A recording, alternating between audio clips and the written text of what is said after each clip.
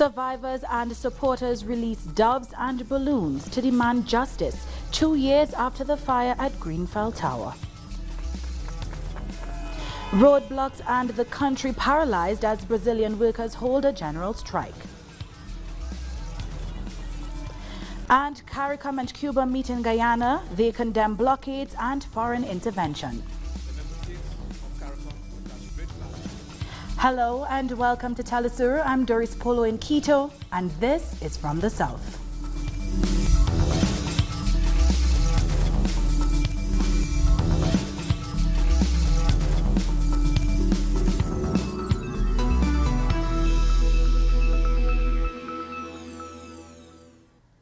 Thousands of people have taken part in a silent march of remembrance in London to mark 2 years since the Grenfell Tower fire, which killed 72 people.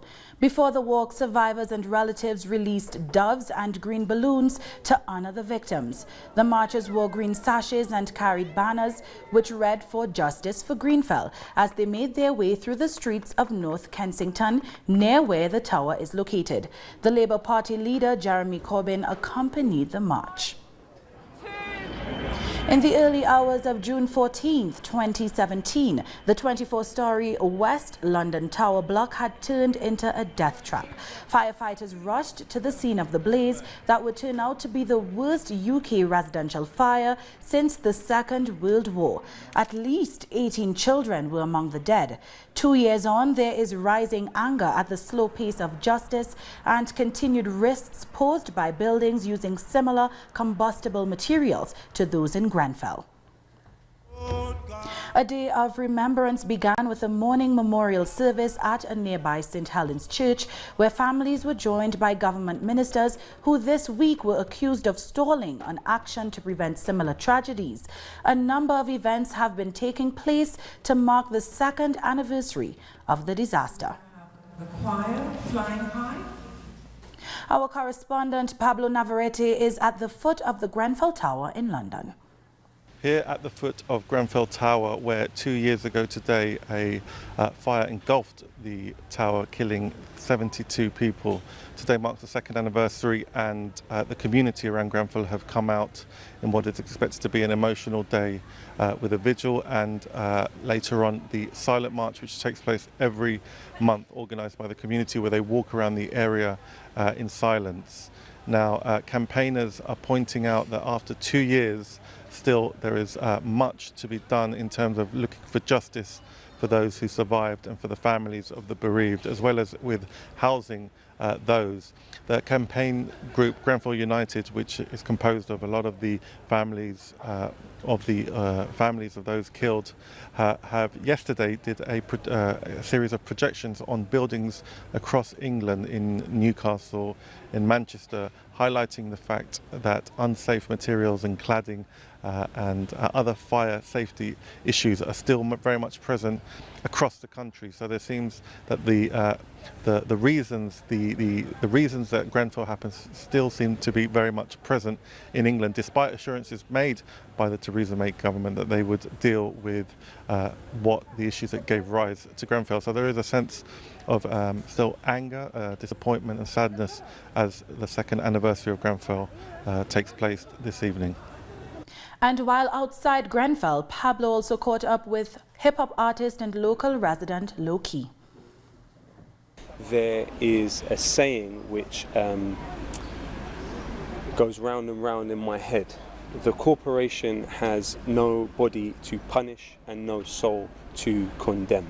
And we have seen in this situation these corporations involved in the refurbishment and believed and reported to have been responsible for the dangerous materials, like US construction company Arconic and Celotex, which is a subsidiary of French construction company Saint-Gobain, not only go completely untroubled by the state. We have not seen any arrests, and in fact the other day the police said while they had questioned some people under caution, they said that there wouldn't necessarily be any charges brought. This is completely unacceptable to us here. Not only are we fighting for the legacy of the people that died, and I'll tell you something, we won't betray the dead, because a betrayal of the dead would be tantamount to a betrayal of the living, and that is something that our souls and our conscience cannot abide by. This has to be seen as a never again moment by the rest of the people in this country. Come and join us and get involved tonight for the silent walk from 7:45. In other news, the United States' request to extradite the WikiLeaks founder Julian Assange from Britain will go to a full hearing in February next year. The decision was made during an initial hearing at Westminster's Magistrates Court as supporters of Assange protested outside. Assange spoke by video link from Belmarsh Prison. He faces 18 charges in the United States of spying and leaking classified military and diplomatic papers. Many of them provided evidence of war crimes in Afghanistan and Iraq. The journalist Chris Hedges spoke to Telesur outside the court on how he saw Assange during the hearing.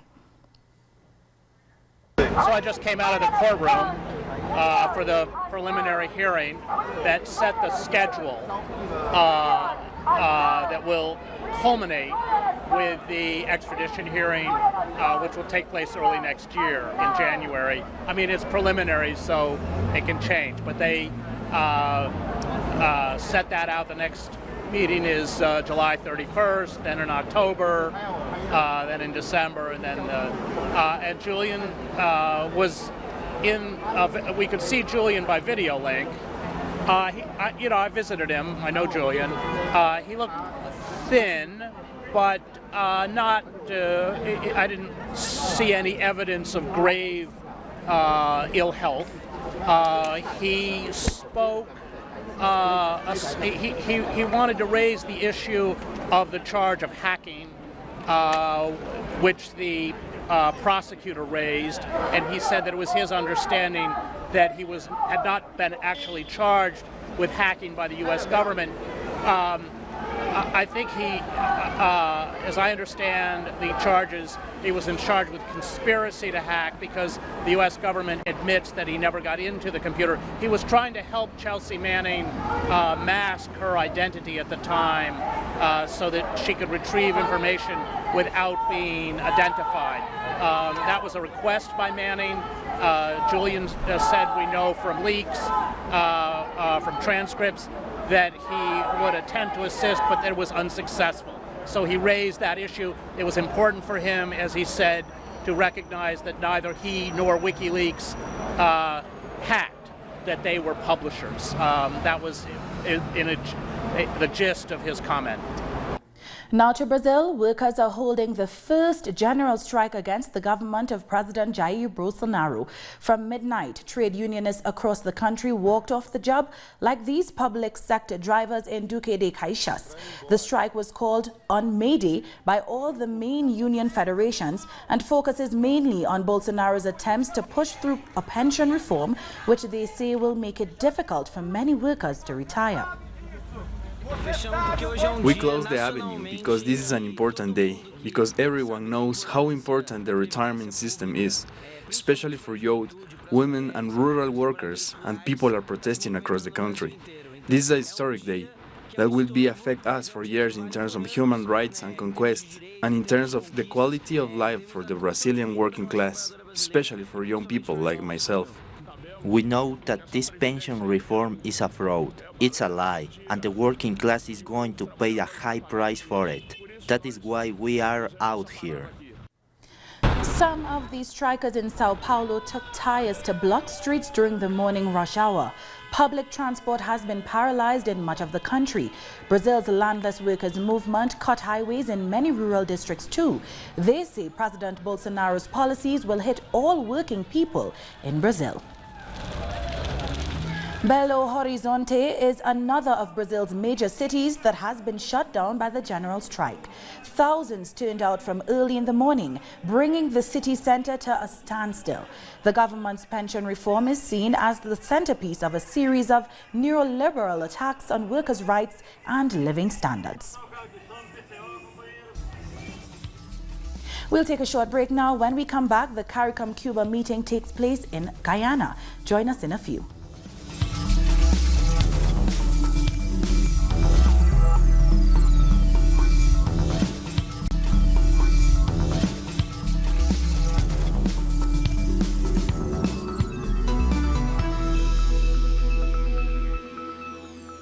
Welcome back. The ministerial meeting between the Caribbean community CARICOM and Cuba is underway in Guyana. The foreign ministers of the 14 CARICOM countries and Cuba are meeting to promote solidarity and regional integration. At the opening ceremony, CARICOM reiterated its call for an end to the U.S. blockade against Cuba, while also rejecting U.S. intervention in Venezuela. Recent actions against Cuba revive memories of that period, including the tightening of the unjust economic and financial embargo implemented earlier this month.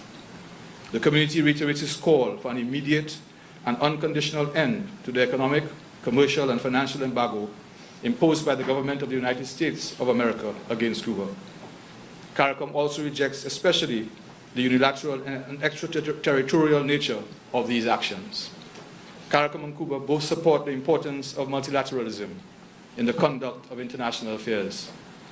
We both adhere to the principles enshrined in the United Nations Charter, including non-interference, non-intervention in the internal affairs of states, prohibition of the threat and the use of force, respect for sovereignty, adherence to the rule of law, respect for the constitutional framework and democracy, and the right of people to self-determination. For both of us, it is critical that the Caribbean region remains a zone of peace. Meanwhile, Cuba's foreign minister spoke of the historical importance of uniting the Caribbean as he quoted revolution leader Fidel Castro.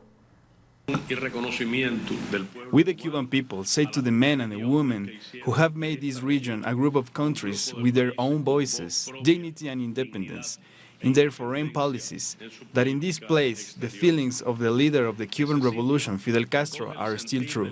While speaking to his close friends, he said that no circumstances could change the interests and the will of Cuba to strengthen the ties of friendship and cooperation. And we will not hold back in our efforts to achieve regional integration between our people, unquote. Our correspondent Alison Kentish has the details. The 6th CARICOM-Cuba Summit is taking place in Guyana today. According to a press statement from the CARICOM Secretariat, Caribbean foreign ministers and Cuba's foreign minister will hold dialogue on a number of areas of mutual interest, including CARICOM-Cuba relations. Also down on the agenda for discussion are some of the most pressing issues facing the region at this time, including climate change, tourism, and a 2030 agenda for sustainable development. Guyana's Foreign Affairs Ministry says visiting Cuban Foreign Minister Bruno Rodriguez Parilla was expected to meet with Guyana's President David Granger ahead of the summit.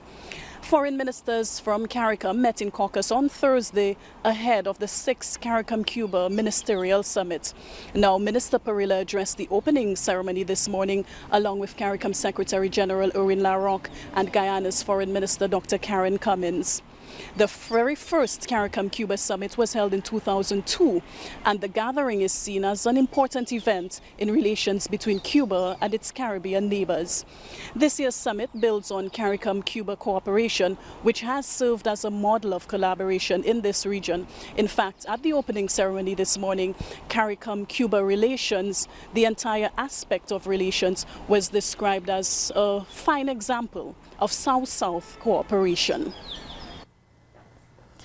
That was our correspondent Alison Kentish with that report. Ghana's President Nana Akufo-Addo has indicated support for CARICOM's position of non-intervention in Venezuela's affairs. He made the statement during a two-day working visit to Barbados. President Akufo-Addo was greeted by Prime Minister Mia Mottley when he arrived earlier on Friday. The Ghanaian leader was scheduled to address Barbados Parliament, an historic occasion, as this will be the first time a foreign dignitary will speak in the Senate. Speaking at a joint media conference shortly after his arrival, the Ghanaian leader vowed to take CARICOM's position on Venezuela to the Economic Community of West African States, ECOWAS. Basically, our attitude will always be to follow and support the part of our alliance, if you like, Africa, Caribbean, Pacific, that is directly engaged. If the Caribbean nations have a particular position, I believe that it will be relatively easy for ECOWAS and the African Union to support that position. So in that respect, I don't speak as a Ghanaian leader. I speak as one of the leaders of ECOWAS, one of the members of ECOWAS, and speaking in the sense of being able to transmit. We're about to meet in ECOWAS at the end of this month. I'll be in a position to give first-hand information to them as to the stance of our brothers and sisters here in the Caribbean. The United Nations Declaration is premised on the principle of non-intervention, and that whatever else we do, the situation in Venezuela is a difficult situation, but that we must respect the precepts of non-intervention, as we've explained to the Barbadian people and CARICOM people over and over, but that we must promote at all costs dialogue, because we believe first and foremost that this region must remain a zone of peace, and that we must respect the right to self-determination of individual states. In other news, the People's Militia is one of the most ambitious projects of the Bolivarian Revolution. It holds the idea of Hugo Chavez of unity between civilians and the military. Here is another one of our series of reports on people's power in Venezuela. In this barracks, around 200 militiamen train daily. They learn to handle weapons and practice martial arts. They're organized in People's Defense Units, each made up of 30 militiamen or women, grassroots bodies with a presence in communities and strategic industries throughout the country. The militia was created to serve the nation wherever it was needed. We manage operations to provide healthcare, food, training for children, and help for the elderly. We are a vast patchwork of wisdom and knowledge, ready to give everything for this country. We have engineers, doctors, nurses, housewives. But above all, we have a level of awareness and love, which is what motivates us. In the current context of economic crisis, the militia is taking on tasks to ensure food security in the country. They help distribute the food boxes of the local supply and production committees, or CLAPs, and develop urban agriculture to promote food sovereignty for the Venezuelan people. The enemy, the North, the United States, have squeezed the state's ability to import food. So we have to produce our food, and that's why the Commander-in-Chief is calling for the entire population to join in production. This will help overcome the blockade against us.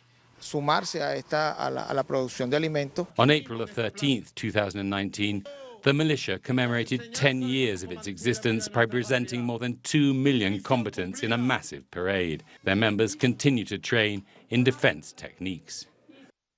The Bolivarian militia is one of the pillars of the revolution. At this moment, it is one of our greatest strengths. We work together as part of the people in the arms, trained, organized and prepared. In fact, the militia is the people defending the people. Conceived by Hugo Chavez as the people in arms, the militia is an organization with deep ideological and political roots. This won't fail because with all they've done to us, they give us strength. We continue to fight and resist. We are strong. We are war horses. We fight on any terrain. So make no mistake, Chavez sowed in good soil, and we are the fruit of that. The Bolivarian militia is one of the backbones of popular support for the Bolivarian process. We'll take a short break now. When we return, Iran denies carrying out oil tanker attacks. Don't go away.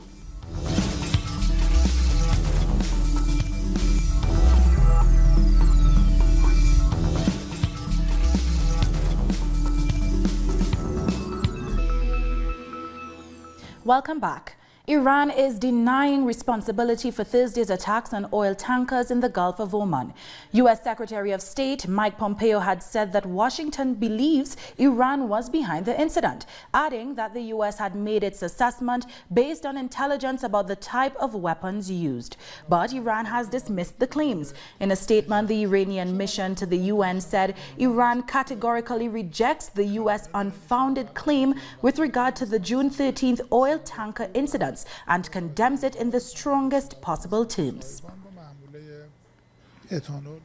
In other news, residents of a Ugandan town bordering the Democratic Republic of Congo are on high alert as the Ebola virus has claimed 2 lives. Traders have expressed concern about the spread of Ebola and are taking precautions. This follows the deaths of a 5-year-old boy and his grandmother, both of whom died this week after crossing over from the DRC. Authorities in Uganda have been on high alert since the detection of the pandemic. It's really so alarming that we are now scared. People are trying to limit their movement. They feel like going to the market now can affect them. So business is getting somewhere at a standstill, which is right for the purposes of safety, because it's confirmed that Ebola, we have so far confirmed the 2 victims which have been buried under the decent way of burial in accordance to the healthy standards. So we are real worried. Meanwhile, health workers controlling the Ebola virus are worried about the porous border.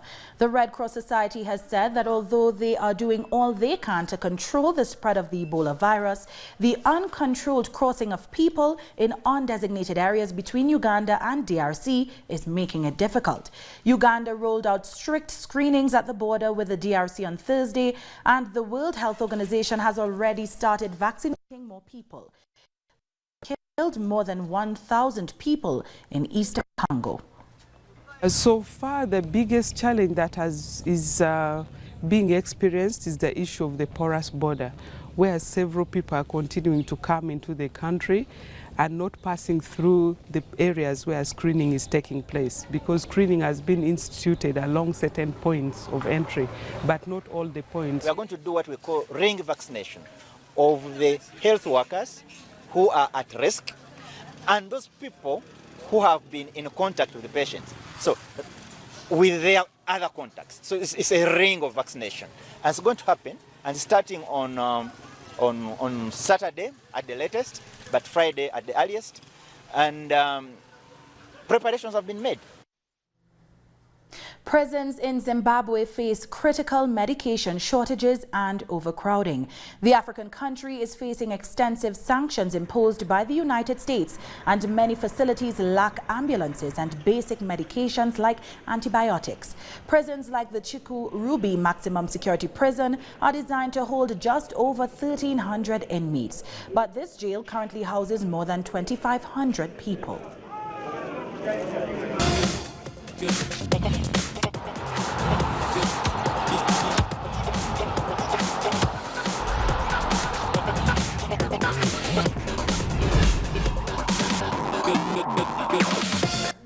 Copa America kicks off today in Brazil with 12 teams competing for South America's premier football title. Host Brazil takes on Bolivia in the inaugural match at the Morumbi Stadium in the city of Sao Paulo. 10 countries featuring in the tournament are part of the governing body of South American football, CONMEBOL, and 2 other international teams have been invited to participate, Japan and Qatar. Chile is the current holder of the Copa America and will try to retain the trophy against the continent's giants as they hope to win a 3rd successive title. In the last edition in 2016, Chile beat Lionel Messi's Argentina on penalties. Host Brazil is the current favorite, but playing on home soil isn't always an advantage, as seen in the 2014 World Cup. In other sports, England is chasing 213 runs to beat the West Indies as the ICC Cricket World Cup continues in Southampton. Mark Wood and Jofra Archer picked up 3 wickets apiece to end Windies' innings at 212 all out, with more than 5 overs left. The West Indies felt the brunt of England's bowling as they were only able to make 8 runs off the first 5 overs. We've come to the end of this news brief. You can find these and many other stories on our website at telesurenglish.net. And join us on social media, Facebook, Twitter and Instagram. For Telesur English, I'm Doris Polo. Thank you for watching.